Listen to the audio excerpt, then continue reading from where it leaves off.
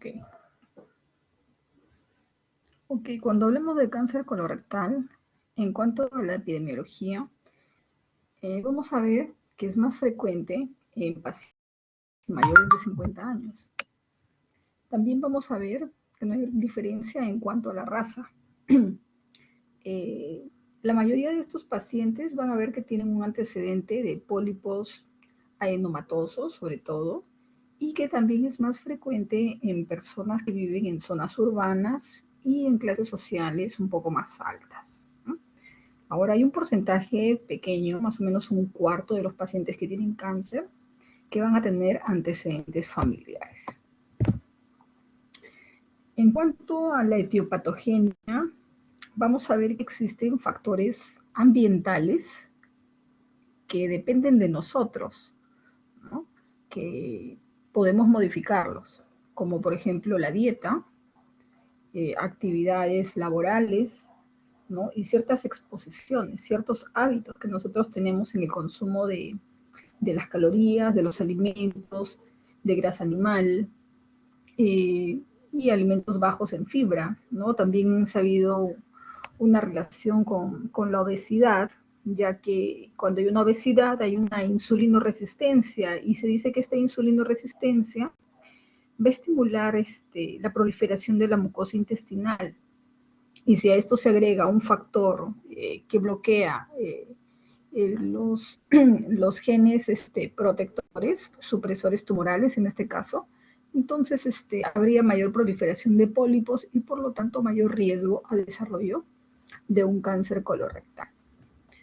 También vamos a ver que hay factores protectores, que ya lo dijimos, que son las dietas ricas en vegetales, con bastante fibra y sobre todo bastantes antioxidantes como las vitaminas. Así como hay factores ambientales que podemos modificar, existen también factores de riesgo que no podemos modificar. Dentro de ellos tenemos los factores genéticos, ¿va? Entonces tenemos enfermedades como la colitis ulcerativa, enfermedad de Crohn. También vamos a tener algunas enfermedades hereditarias como algunas poliposis. Por ejemplo, se dice que la poliposis colónica familiar, el 100% de estos pacientes son malignizantes y por lo tanto al hacer el diagnóstico tiene que ir sí o sí a un tratamiento quirúrgico. Acá tenemos un gráfico. Ahora, dentro de los factores predisponentes para que exista un cáncer colorectal están los adenomas o los pólipos. Dentro de los pólipos van a haber 3 tipos de pólipos. Primero quiero que diferencien lo que es un pólipo de lo que es un divertículo.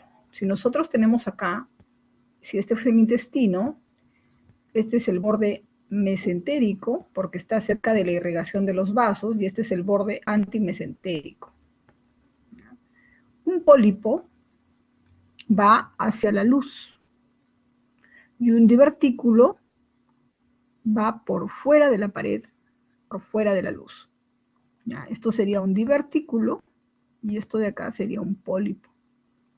¿Ya? Esa es la diferencia. En cuanto a los pólipos, van a haber de 3 tipos. Van a haber unos pólipos, vamos a ponerlo acá para que lo... Pólipos que son hiperplásicos, hay pólipos inflamatorios que están relacionados a las colitis, a la enfermedad de Crohn. Los otros pólipos que son los adenomatosos, que estos son los que más nos interesan, porque estos pólipos adenomatosos son los que tienen mayor factor de riesgo para desarrollar un cáncer colorectal.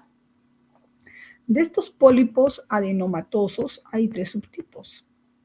Hay unos pólipos que son tubulares, hay unos pólipos que son vellosos y hay unos que son la mezcla de ambos que son tubovellosos.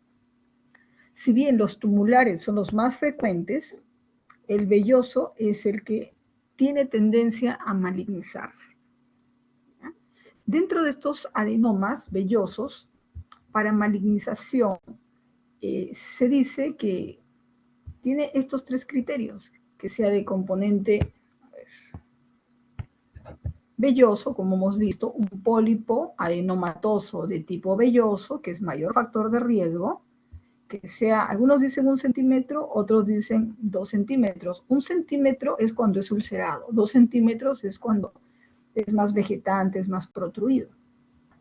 Y la característica que tenga una displasia. ¿Ya? Displasia severa es casi sinónimo de cáncer. La displasia es leve, moderada y severa.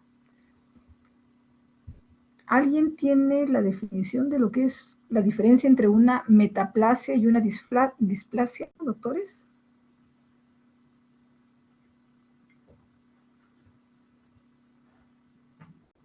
A ver, ¿alguno de los doctores? Creo Una que metaplasia. Sí, sí, te escucho. metaplasia es cuando en un tejido hay un cambio de las células por otro tipo de células de otro tejido. Ok. ¿Algún Y, ejemplo?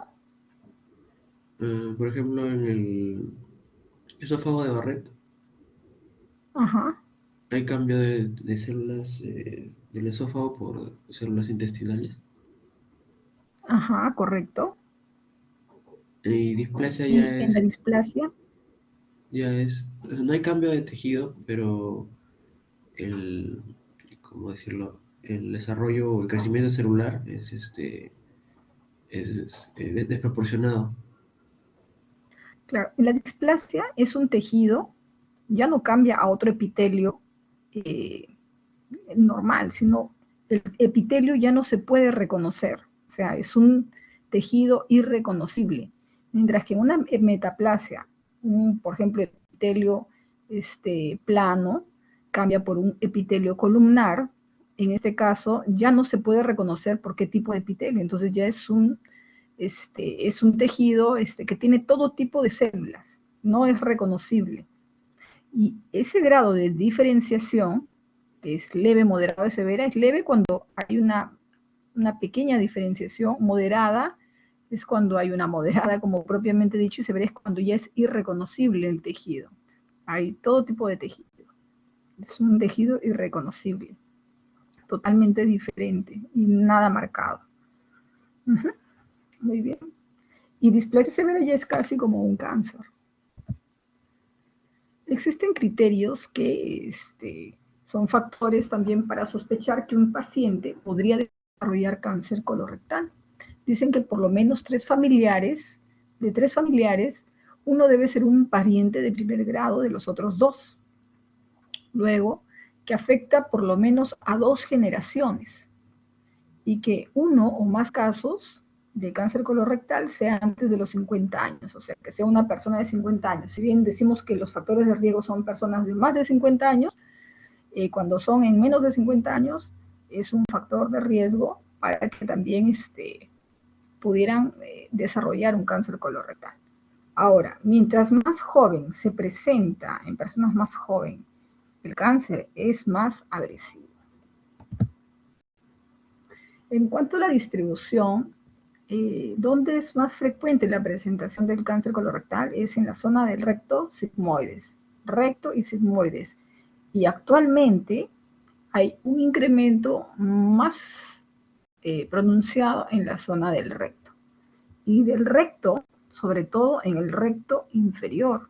Por lo tanto, está mucho más al alcance del dedo. O sea, en todos estos pacientes que hacen alguna consulta por una hemorragia digestiva baja, rectorragia, alteraciones en el calibre de las heces, hay que hacerle siempre su tacto rectal. Sobre la secuencia evolutiva del cáncer rectal, se dice que para que un epitelio normal, un colon normal, desarrolle un adenoma, tienen que pasar aproximadamente 5 años. Y desde que este adenoma, que es una lesión premaligna, sobre todo de tipo velloso, desarrolle carcinoma, tienen que pasar otros 5 años. Por lo tanto, siempre hay que hacer controles colonoscópicos en personas que tienen más de 50 años, cuando sobre todo tienen todos los factores de riesgo que hemos mencionado. Ahora, ¿cómo se realiza o se desarrolla este cambio de esta mucosa normal? Primero, hay anormalidades, en enfermedades pues hereditarias. ¿no? En cuanto a la parte genética y en cuanto a los factores ambientales, hay un excesivo contacto de esta mucosa con todos esos alimentos que hemos mencionado, ¿no? Algunos mencionan el estreñimiento, porque mientras más contacto tenga esta mucosa con esos componentes alimentarios que nosotros ingerimos, entonces existe lo que se llama una metilación, una alteración en estas células, y hay cambios en este tejido, hay cambios epigenéticos también. Entonces viene una proliferación del epitelio. Hay una proliferación de epitelio, cambios en el epitelio, y posteriormente se inactiva, por ejemplo, un virus, una radiación, los cambios en la alimentación, van a inactivar que los genes supresores que hablamos, ¿no? Entonces, al inactivarse este gen supresor, porque el gen supresor viene ante esta metilación y destruye las células que son anormales, pero al no destruirse, sigue la proliferación y este epitelio de la mucosa se genera y llega a desarrollar un adenoma, ¿no? Entonces, hay una mutación del Carras también por algún estímulo, entonces empieza a proliferar las neoplasias, ¿no? Empiezan a hacerse alteraciones, delecciones, acumulaciones genéticas, y más o menos es el desarrollo de cómo se forma el cáncer colorectal. Acá tenemos los genes alterados, tenemos broncogenes en la cabeza del Carras, que también lo hemos visto en el cáncer de páncreas, y tenemos los genes supresores tumorales que están inactivados, ¿verdad? Tenemos el APC, el P53, que es el que más es reconocido. En cuanto a la sintomatología, en cuanto a la parte colorectal, nosotros vamos a tener diferentes síntomas. Si es el cáncer en el lado derecho es un poco más grueso, el lado derecho, el ciego, mide hasta 9 centímetros, ¿no? Entonces, para que nos genere una estenosis, la masa tiene que crecer de una manera exponencial para poder generar un cuadro obstructivo, que también lo puede desarrollar, pero de una manera tardía. Entonces, ¿cuál es la manifestación más frecuente en el lado derecho? Son normalmente tumores que son que tienen tendencia a sangrar, y por lo tanto van a generarnos una anemia asociado a pérdida de peso, y en algunos casos, como el tumor crece tanto, puede encontrarse una masa palpable.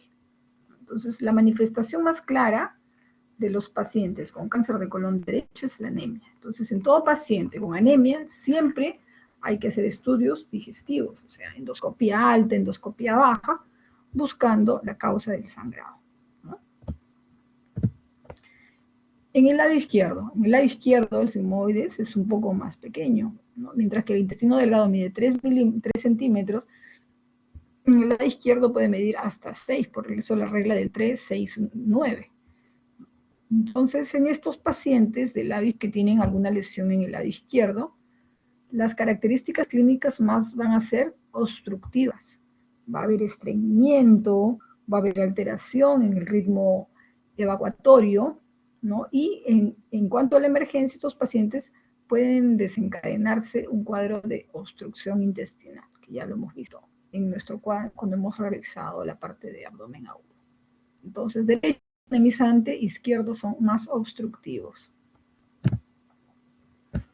En cuanto a los síntomas del recto, la manifestación más frecuente va a ser una alteración en el calibre de las heces.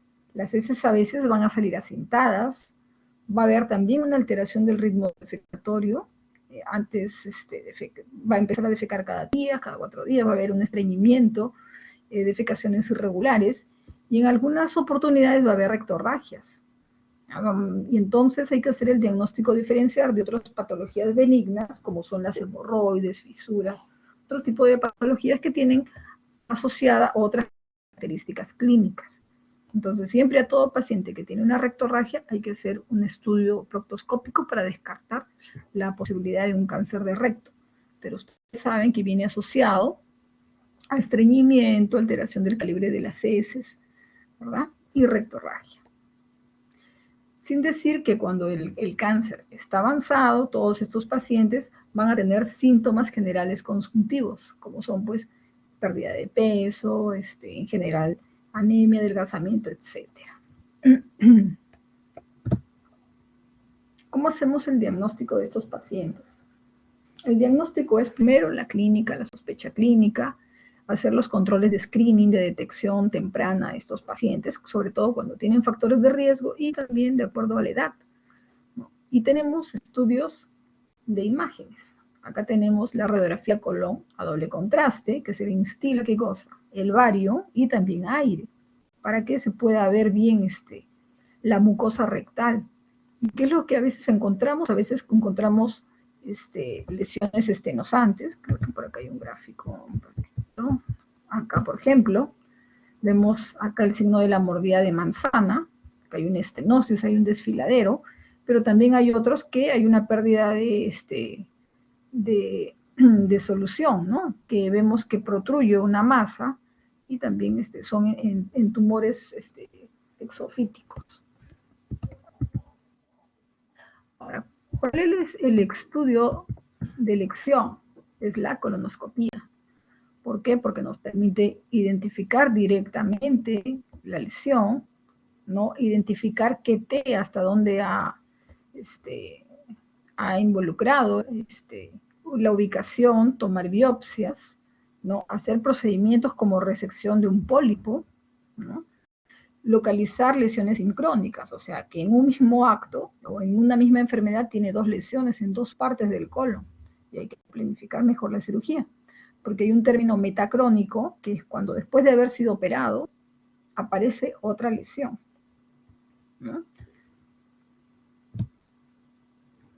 Aparte de identificar la lesión de una manera local, también hay que ver la extensión, hasta cuánto se ha diseminado el tumor.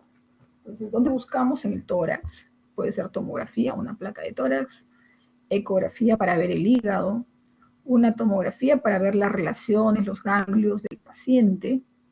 Si estamos en el recto, una ultrasonografía endorrectal para ver el T, hasta cuánto ha penetrado en la pared rectal, sobre todo para evaluar la indemnidad del mesorrecto, que es lo más importante.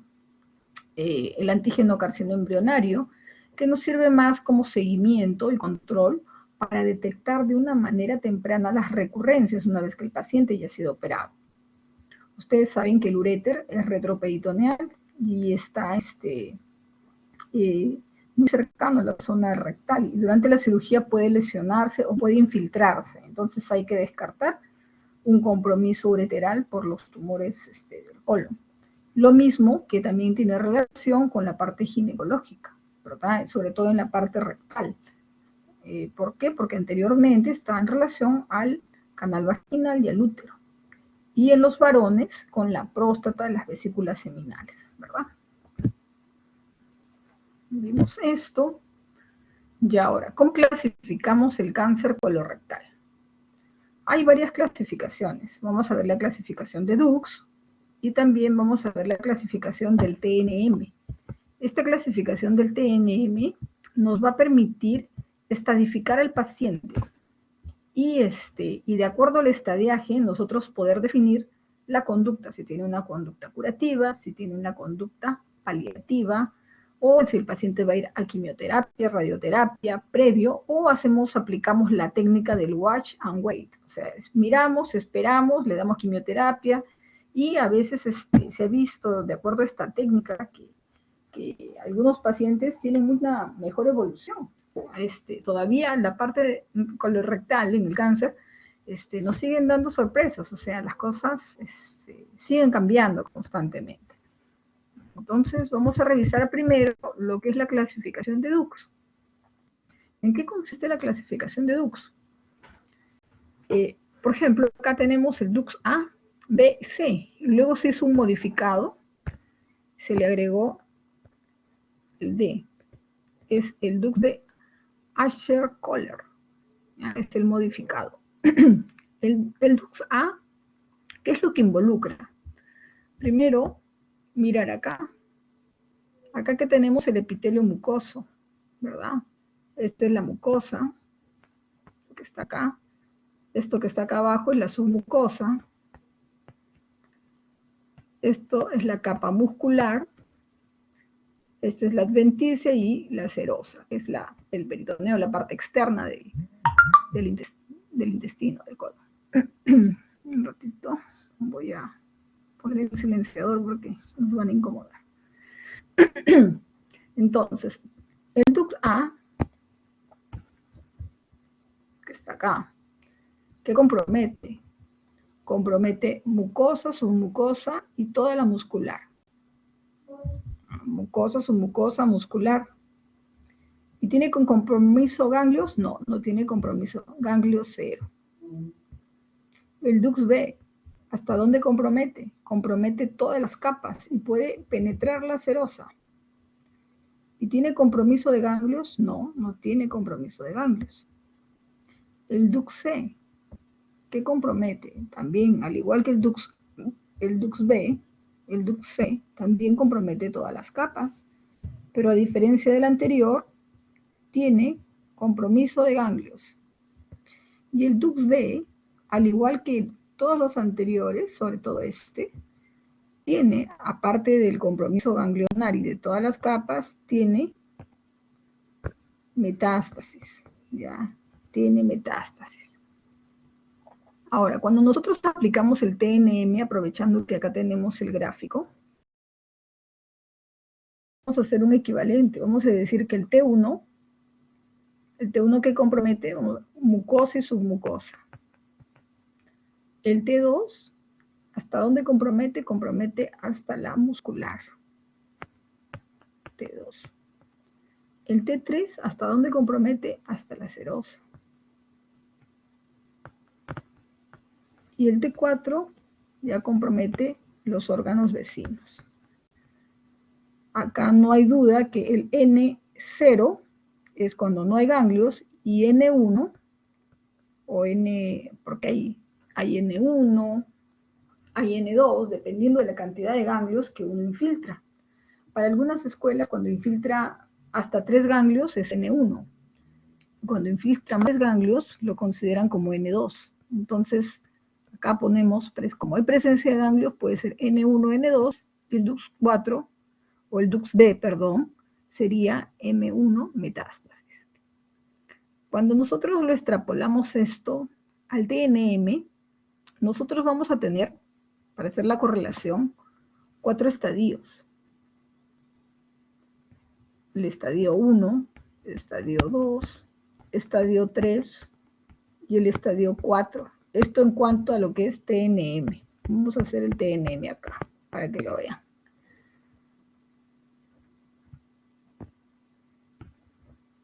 Se dice que el estadio 1 es el equivalente al Dux A, el estadio 2 al B, el estadio 3 al C y sucesivamente el D al 4. Cuando nosotros lo trasladamos acá, ¿qué es lo que vamos a decir? Por ejemplo, el Dux A en cuanto al T, ¿qué compromete? El T1 y el T2, ¿verdad? Miren, ¿hasta dónde va? T1 y T2. Entonces el Dux A es T1, T2. En cuanto al T, ¿tiene ganglios, doctores? ¿Sí o no? N0. ¿Tiene metástasis? No tiene metástasis, M0. Entonces el estadio 1, que es un estadio curativo, es un equivalente al Dux A, T1, T2, N0, M0. Si vemos el Dux B, que es el equivalente al estadio 2, ¿qué vemos? Que compromete todas las capas, no solamente hasta el muscular, pasa la serosa y también pasa la muscular y pasa la serosa. Entonces sería T3, T4. ¿Hay ganglios? No hay ganglios. N0, M0. Este sería el estadio 2, equivalente al Dux B. El estadio 3 es equivalente al Dux C. Entonces acá sería también cualquier T, o sea, T3, T4, se le ponemos T porque compromete todas las capas, un T4 por ejemplo, pero ya hay presencia de ganglios. Puede ser N1 o N2, y hay metástasis, no hay metástasis, M0. Y el estadio 4, equivalente al Dux D, igual que el anterior. Cualquier T, cualquier N y M1. Eso para que vean cómo se relaciona y cómo se clasifica, cómo se estadifican a los pacientes. Normalmente en este estadio damos un tratamiento curativo.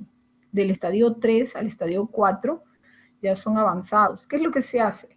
Cuando tenemos el estadio 3 o el DUC acá, ¿qué es lo que se le da? Se le da quimioterapia o radioterapia si es en recto. ¿Para qué? ¿Cuál es la intención? La intención es de reducir este tumor, o sea, reducir el tumor, ¿no? Bajarlo de un 3 a un 2, o sea, tratar de reducir el estadiaje. ¿Para qué?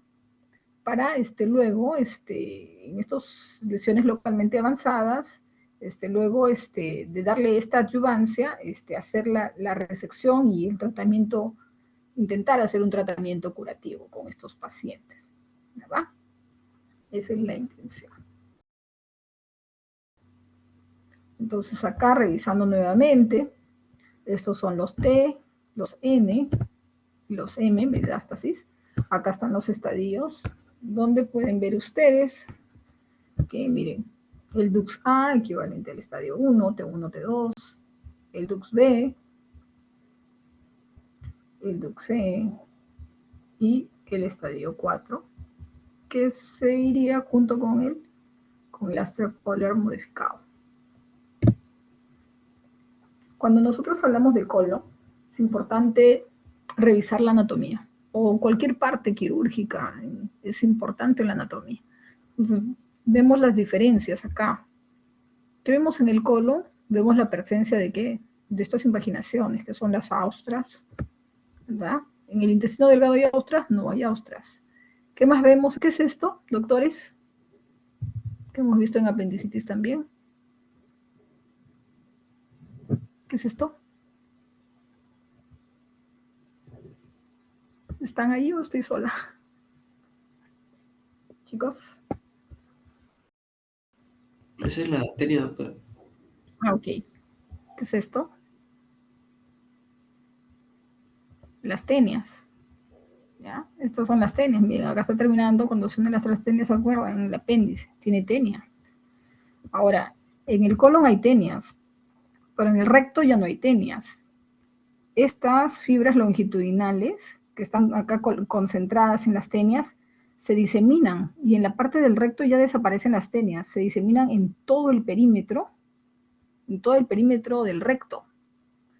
Y toda la capa muscular del recto termina en la parte final, en el esfínter interno. O sea, todo el recto, toda esta musculatura, toda esta pared termina formando parte del esfínter interno, mientras que el esfínter externo, en la parte del ano, del recto ano, va a formar parte de los músculos periféricos, ¿no? De los elevadores del ano. Bueno, regresando acá tenemos el ilion, donde está el ilion, a esta altura del ilion, del ingreso del ilion, se denomina ciego. O sea, cuando yo les pregunto, ¿dónde está el ciego? Ustedes no me van a enseñar con el dedo aquí y acá. El reparo es esto, el ilion, la entrada del ilion para abajo, ciego. Y esta es la zona más ancha de todo el colon, ¿no? Que se puede distender hasta 9, 10 centímetros, ya por eso, ya por encima de eso se puede perforar. Por eso que hay que tener mucho cuidado. Ahora, vemos el ascendente, transverso, descendente. Ustedes van a ver que el colon sigmoides es móvil, ¿no? Porque tiene un meso que acá es móvil. Por lo tanto, mientras más redundante es este colon sigmoide, puede rotar sobre su eje y puede generarse un vólvulo, ¿no? Y al generarse un vólvulo, altera la circulación, impide la circulación y se isquemiza. Entonces es una emergencia. Otra zona que es un poco móvil, pero que no es muy prominente y por lo tanto es difícil que se biopsie, el que tiene meso es el mesocolon transverso. O sea, el meso no es tan redundante como para permitir su volvulación, pero tiene un meso. De las zonas de meso, un poco móviles, tenemos el colon transverso y tenemos el sigmoide. Y el sigmoide, por ser redundante, tiene tendencia a volvularse. También a veces el ciego, hay casos donde hay movilidad, pero no siempre. Normalmente el ciego está fijo al retroperitoneo, tanto el ascendente como el descendente, a través de una fascia que es la fascia de Tolt, que es una fascia que es avascular. Ahora, en cuanto al recto, el recto mide cuánto más o menos, mide unos 12 a 15 centímetros, ¿no? Es un poco más, tiene una concavidad que está que tiene la curvatura del sacro y va a tener 3 porciones, un tercio superior, medio e inferior. Se va a clasificar de esa manera, porque estos van a recibir una irrigación diferente, como lo vamos a ver ahorita. Acá vamos a recordar la irrigación. Esta es la arteria mesentérica superior, arteria mesentérica inferior. La mesentérica superior va a dar un montón de ramas, ¿se acuerdan que hemos visto? Hasta las pancreaticoduodenales, o sea, da un montón de ramas. Da todas las ramas del intestino delgado que están cortadas, que solamente para una cuestión didáctica vamos a ver la parte del colon. Acá, la iliobiseco-apendiculocólica, para los 10 últimos centímetros del ilion, por eso que se resecan esos últimos centímetros, seco, apendicular y para el colon. Luego tenemos la cólica derecha y la cólica media. Y acá esta cólica media se divide en 2 ramas. ¿Para qué nos sirve esto? Para nosotros planificar la cirugía. Porque cuando nosotros vamos a planificar la cirugía, vamos a ligar los vasos dependiendo del segmento que irriga y hasta dónde queremos que respete, para conservar la irrigación y evitar una isquemia, la dehiscencia de nuestras anastomosis, ¿no? Para que tenga una buena irrigación. Esto es en el lado derecho. En el lado izquierdo, la irrigación depende de la mesentérica inferior.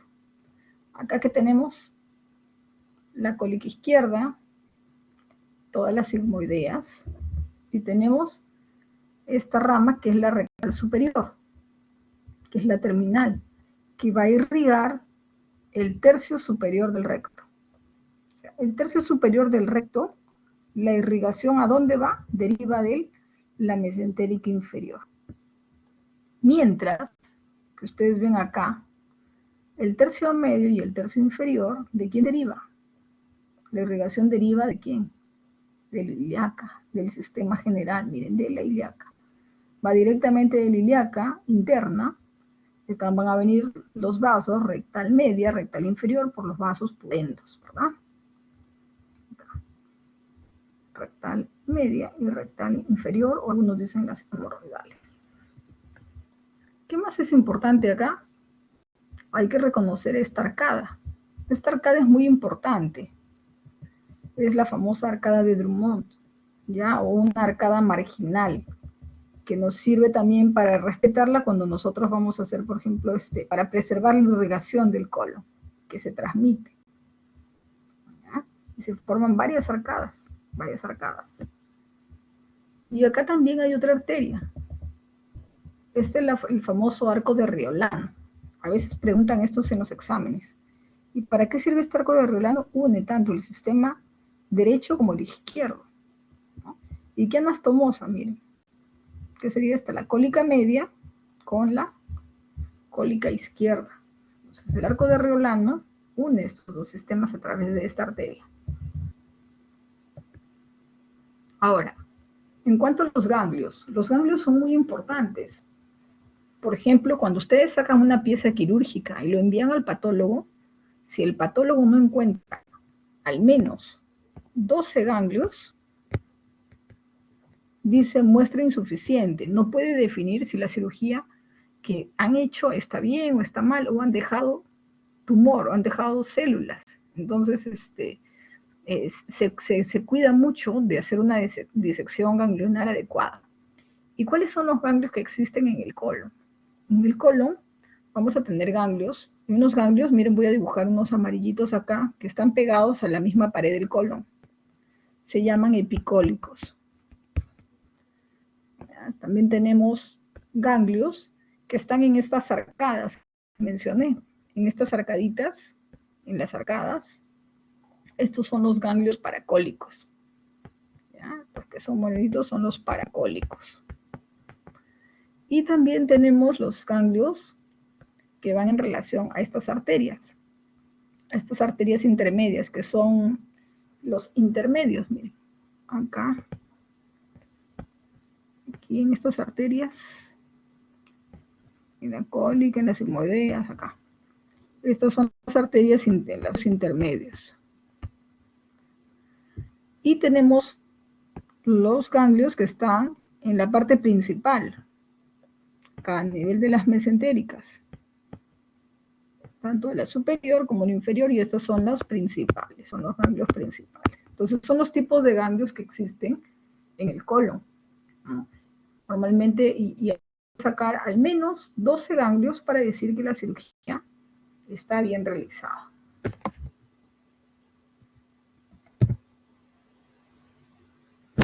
¿Cómo planificamos la cirugía? Para hacer una cirugía hay dos tipos, como ustedes ya saben, ¿no? Una cirugía con intención curativa y una cirugía con intención paliativa. Bueno, no sé si habrás modificado la indicación, pero antes nos decían que la mejor paliación es la resección para evitar sangrado, para evitar la obstrucción, ¿no? Al margen de la calidad de vida. Pero actualmente se está haciendo otro tipo sobre todo en la parte rectal, de esperar y observar y dar quimioterapia, porque está teniendo buenos resultados. Cuando nosotros tenemos una lesión, acá estamos viendo, acá en el ciego, entonces nosotros lo que le vamos a hacer es una colectomía, miren el corte derecha. Cuando la tenemos en el ángulo, hacemos una colectomía derecha ampliada. Si la tenemos en el transverso, hacemos una colectomía extendida hasta el ángulo descendente. Y sucesivamente. Si la tenemos en la parte distal, en el descendente, hacemos, ¿qué es lo que hacemos? Una colectomía izquierda. Si la tenemos en el sigmoides, hacemos una sigmoidectomía. Y si la tenemos en la parte más distal del sigmoides, hacemos a veces hacemos sencillamente una sigmoidectomía hasta ampliada, ¿no? Porque lo que se trata de preservar se recomienda mínimo unos 10 centímetros por encima y mínimo unos 2 centímetros por debajo. Ahora les comento que normalmente los términos van cambiando, los conceptos van cambiando. Por ejemplo, antes en recto se hacían unas resecciones bien radicales, pero actualmente es suficiente dejar 1 centímetro de margen libre del tumor para hacer una técnica correcta, o sea, 1 centímetro, ¿no? Algunos conceptos poco han ido cambiando, se han ido modificando. Por ejemplo, acá, ¿qué es lo que estamos viendo? Estamos viendo una cirugía del colon derecho. ¿Qué es lo que le está haciendo ¿cómo se llamaría esta cirugía? Se llamaría una hemicolectomía derecha, que incluye la resección de los 10 centímetros del ilion terminal, ¿no? Y todo el colon derecho. ¿Y cómo sería la reconstrucción? Lo que está quedando este ilio va a subir y se va a hacer una anastomosis, la que vemos acá. La reconstrucción sería una ilio transverso anastomosis. Normalmente nunca se hace así como está en el gráfico, término terminal, porque el diámetro del intestino es mucho más pequeño que el del colon. Normalmente se hace una lateral o una terminolateral. Estas son cuestiones didácticas, creo, de los gráficos que hemos escogido. Acá, lo mismo, ¿no? Se hace una colectomía derecha ampliada. En lugar de solamente, acá se ha comprometido solamente la rama derecha de la cólica media, en esta, ¿no? Se ha hecho la resección de toda la cólica media. Se ha resecado toda la cólica media, ¿no? Realizándose la colectomía extendida, y la anastomosis, la reconstrucción también sería una ilio transverso anastomosis. El ilio transverso anastomosis. más la resección, claro, de todo su mesocolon, que incluye, ¿no? Con todos sus ganglios. Cuando vamos para el lado izquierdo, sería una colectomía izquierda. Y por lo tanto, la anastomosis sería del colon transverso con el recto superior. ¿Ah? Una colotransverso o una transverso recto anastomosis. Normalmente colo recto anastomosis. ¿No? Una anastomosis del transverso con el recto. En este caso, estamos viendo, se puede hacer una anastomosis terminal, pero actualmente se están haciendo anastomosis terminolaterales. ¿Ah? Se hace una J acá en el recto y se hace una anastomosis para tener una mejor hermeticidad, evitar las dehiscencias y las fístulas. Es lo que se está haciendo últimamente. Acá, por ejemplo, tenemos una lesión en la zona sigmoidea, se está haciendo una resección también, respetando que se está resecando que la cólica izquierda, se hace la resección y acá todas las sigmoideas y parte de un segmento del recto superior. Y finalmente la anastomosis colorectal. Terminal o término lateral. En cuanto a las cirugías del recto,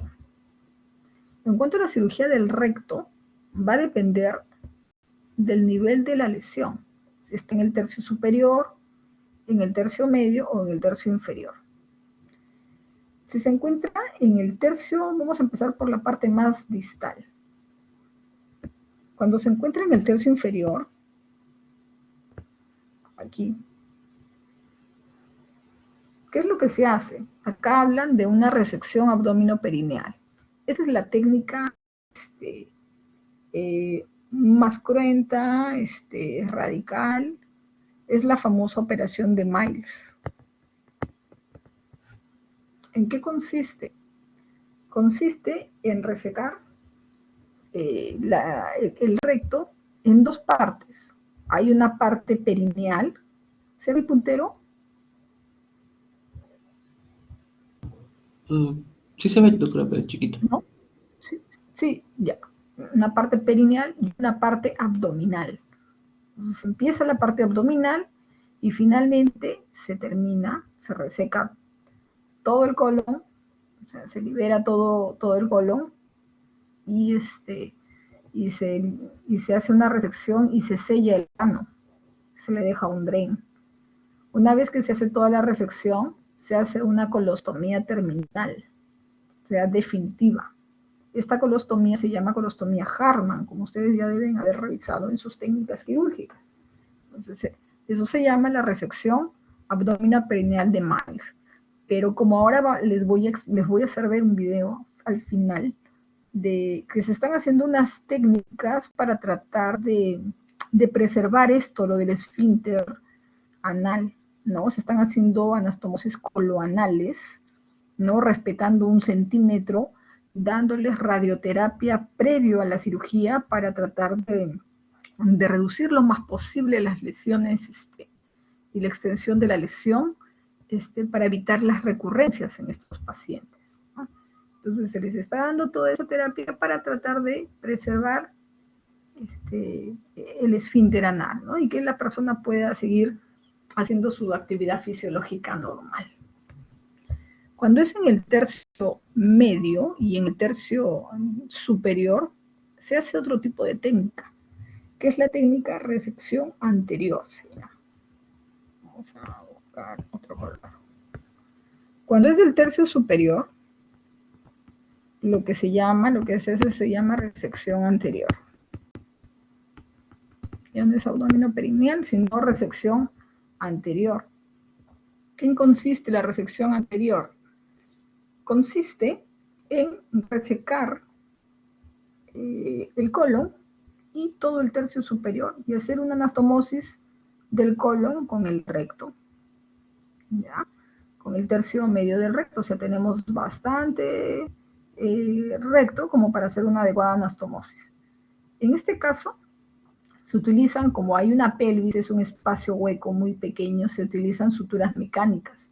En este caso se llaman CEA, que son estructuras circulares mecánicas que al hacer un disparo se procede a realizar la anastomosis sin dificultad, ¿no? Antes, cuando no existían esas suturas, era muy trabajoso, muy tedioso realizar esas anastomosis, por eso que cuando estaba muy bajo en el mismo hueco pélvico se hacía pues sus resecciones abdominoperineales porque era difícil hacer las anastomosis. Con este tipo de suturas se realiza este tipo de resecciones, se llama resección anterior.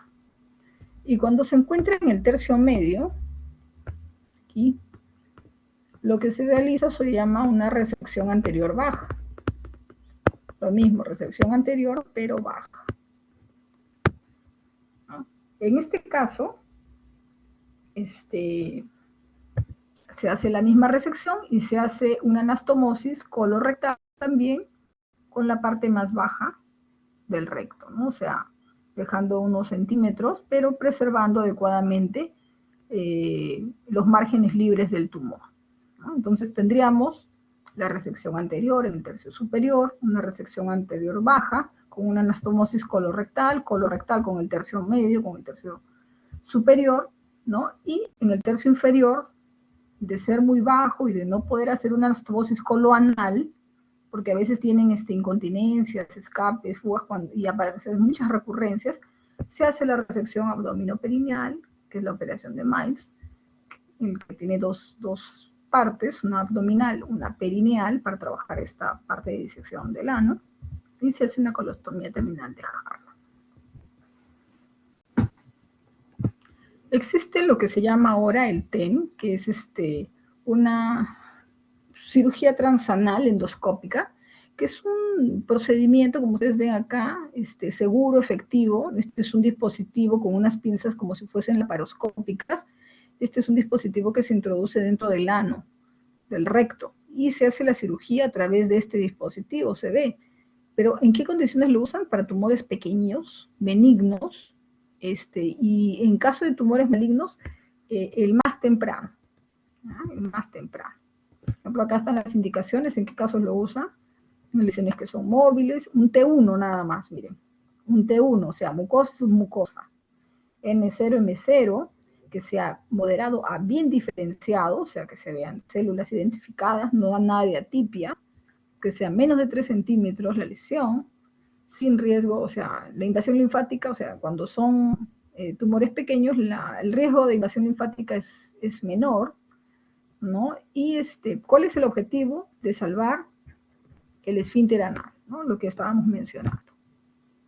Lo mismo, miren, en T1, N0 si es maligno, luego en todos estos pólipos. Ahora vamos a ver, quieren ver un video de un pólipo, cómo lo retiran, una lesión adenomatosa, villosa.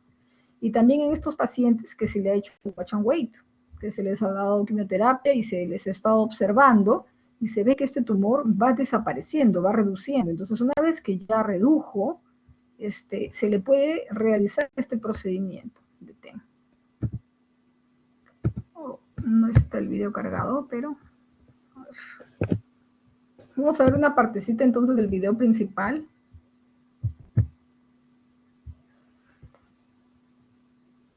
¿Se ve mi imagen? ¿Se ve? Sí, doctora, sí Y se ve. además trae un sistema de control del humo. Mire, van a ver acá cómo estamos acá, hacemos una grabación. Miren cómo introducen al recto ese aparatito que les mencioné, le instilan un CO2, aire. Una lesión que está en el recto medio, ahí está, hacia 8 centímetros. Esta versión del laparoscopio de Storr nos da imágenes más nítidas que lo que teníamos antes. En la versión, la versión de Stryker, en información a la anterior, y siempre la demarcación de la lesión, que nos dé unos milímetros, unos 4 o 5 milímetros de margen, para que el patólogo pueda analizar tejido que no haya sido cauterizado y nos establezca que si hay o no un margen libre. En este caso, la lesión de un adenoma velloso nunca se sabe hasta que el patólogo nos dice que puede haber algún foco de neoplasia maligna, pero lo importante aquí es llegar a la capa muscular para que realmente le llegue al patólogo la submucosa, ¿no? O sea, no es suficiente tan solo retirar la mucosa, no es suficiente. Hay que retirar para que el patólogo pueda valorar la invasión, porque si es un adenocarcinoma y hay invasión, este paciente tiene que ir a una cirugía convencional, en donde hay que hacer excisión total de mesorrecto. Así que es crítico que uno vea el músculo y mantenerse en ese plano para que el patólogo tenga el tejido correspondiente. Y lo otro también es marcar muy bien a la hora de enviar la pieza, señalarlo con puntos para saber cuál es el borde superior, el borde izquierdo, el borde derecho, para saber dónde, si queda enfermedad, dónde está quedando, ¿no? Vamos a avanzar un poquito. Las plejas es frente sellado, el defecto, y siempre hacemos la utilización de iodopovidona, solución que tiene un poder tumoricida, refiere la literatura, ¿no? Por eso es sistemático utilizar la iodopovidona en solución. Y luego se marca con los puntos y se le detalla en la hoja de anatomía patológica a qué corresponde cada uno.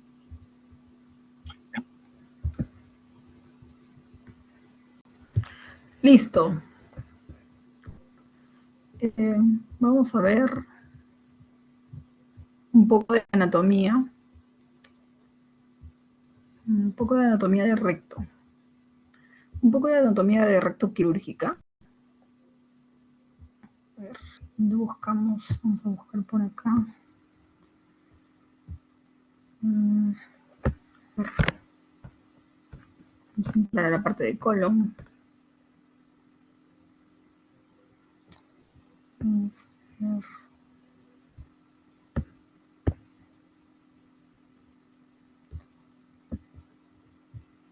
Acá es un tamiz mesorrectal.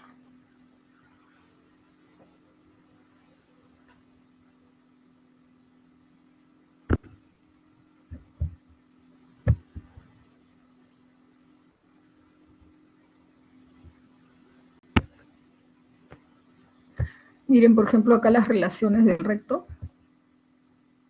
El recto. Este es el sacro, la concavidad, los nervios. Miren, este es el sigmoides. Esta es la capa peritoneal. Este es un repliegue peritoneal. Este es un fondo de saco donde se acumulan secreciones. Esta es la vejiga. Esta es la próstata, las vesículas seminales. Esta es una fase importantísima anterior, la fase de Denham-Villers, que a veces hay que tener el reparo para poder sacar completamente. Esta es su fascia rectal. Acá hay dos fascias. Esta es la fascia presacra y esta es la fascia propia del recto. Esta grasita que ven ustedes acá, ese es el famoso mesorrecto. Siempre que se hace esa semicolectomía más escisión de mesorrecto, por ejemplo, un abdomino perineal o una resección anterior baja, resección anterior con todo su mesorrecto, ¿no? El mesorrecto es como el mesenterio donde están las arterias del colon, pero acá en el recto, en este hueco pélvico, no hay un meso así tan prominente, sino esto es el mesorrecto, acá es el meso del colon y este es el mesorrecto, que es en esta grasita donde van los vasos, ahí están todos los ganglios y aquí es donde hay recurrencias cuando se deja. Pero hay esta fascia del recto que hay que retirar completa para poder evitar las recurrencias y hacer una buena disección, sin comprometer la fascia sacra, sin comprometer los nervios, sin comprometer la irrigación que está acá en este espacio presacro. ¿Por qué? Porque al lesionar estos nervios también, y en la parte más superior del abdomen se generan unas incontinencias. Si son personas jóvenes, problemas de erección, incontinencias urinarias, algunas parestesias, ¿no? Problemas neuropáticos, neurológicos, que para algunas personas son muy importantes. Vamos a reducir para poder ver un poco más de relaciones.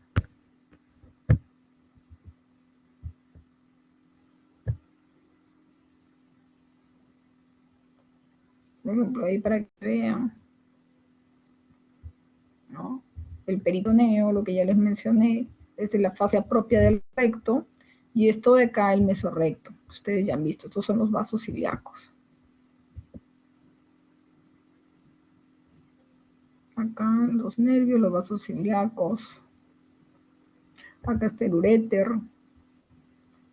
vasos ilíacos, la fascia de Denton-Villers. Más que todo para que tengan una idea anatómica de la parte rectal, que es lo que vamos a revisar ahora en lo que sigue.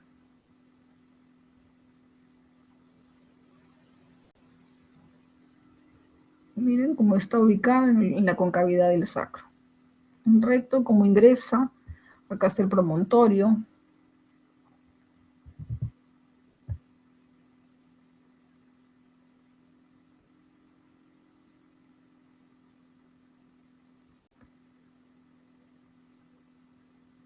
Mesentérica inferior. Miren las relaciones de los vasos, de la vejiga.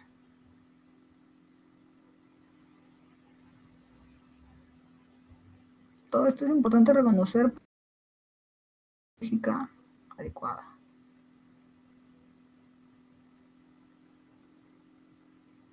Fascias, mesorrecto, fascias. Bueno.